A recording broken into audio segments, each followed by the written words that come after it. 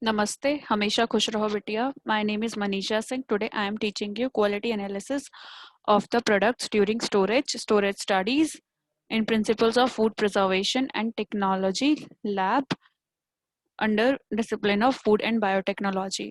First of all, what is food quality? Food quality is the quality characteristics of food that is acceptable to the consumers, and this includes internal and external factors both.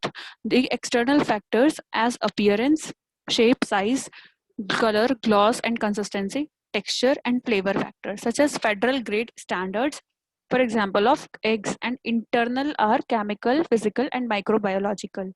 Then food quality is in the United States is enforced by the Food Safety Act 1990. Members of the public complain to trading standards professionals who submit complaint samples and also samples used to routinely monitor the food marketplace to public analysts. Public analysts carry out scientific analysis on the samples to determine whether the quality is of sufficient standard. Food quality is an important food manufacturing requirement because food consumers are susceptible to any form of contamination that may occur during the manufacturing process. Many consumers also rely on manufacturing and processing standards, particularly to know what ingredients are present due to the dietary nutritional requirements. For example, kosher, halal, and vegetarian or medicinal conditions, diabetes or allergies. Besides ingredient quality, there are also sanitation requirement. It is important to ensure the food processing environment is as clean as possible in order to produce the safest possible food for the consumer. Food quality also deals with the traceability. Examples of ingredient and packaging suppliers should a recall of the product be required. It also deals with labeling issues to ensure there is a correct ingredient and nutritional information.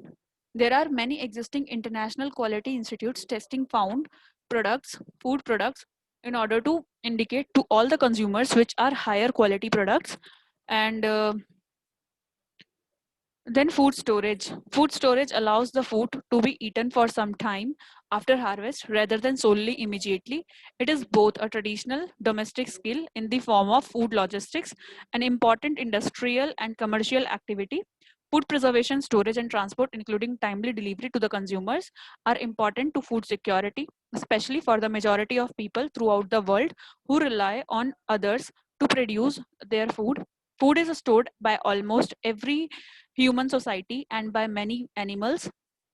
Storing of food has several main purposes.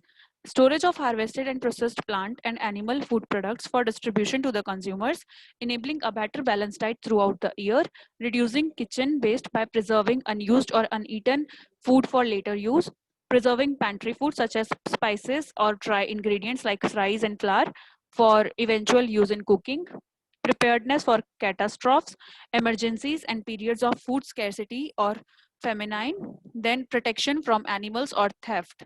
First of all, it may be we need to decide what to store for the long term, for example, grains, beans, rice, powdered milk, etc., and what to store for the short term. Short term items, this will usually be those that are used in the 3 to 6 month time frame, and they are usually frozen, canned, or just kept at the pantry shelf. It may be easier to divide the inventory sheet into the short term and long term. Canned foods usually consider anything canned or short term food, soups, stews, home canned foods, even though they have a shelf life of approximate 1 to 3 years. These are the foods that use for recipes in everyday cooking for the biggest savings. Then frozen foods, same with the frozen foods, they are considered with short term storage items. Dehydrated foods, the shelf life depends on what food it is and how it is packaged. 10 cans of dehydrated foods that have a shelf life of 25 plus years, and then there are foods that have a dehydrated myself. If they are crisp, dried, and vacuum packed, I consider them for a long term. And if they're pliable, like fruit leather, dried fruits, or jerky, they are on my short term list. Then bulk dried foods, these would be items like wheat, rice, bean, etc., oats, grains, all packaged for a long term storage. So they will be stored. Food freeze dried product, most are considered as long term storage items. Then rotating food storage. Stocking the pantry with food using used daily does take an initial investment, but it is most economical, convenient, and self-reliant way to live. Once the pantry is stocked, it's necessary to rotate the food storage using the older products before newer ones to make sure that food stored in the refrigerator, freezer, or pantry is eaten within the expiration dates. Practice FIO, first in, first out. When I put out the groceries, I make sure to put the newest items behind the existing food, whether it is in a refrigerator, pantry, or food storage shelves. This saves money by reducing the amount of food that might spoil. Leftovers should be put into the clean, sanitized, shallow containers and covered, labeled, dated, and put in the freezer. Generally, leftovers in the refrigerator should be tossed after 48 hours.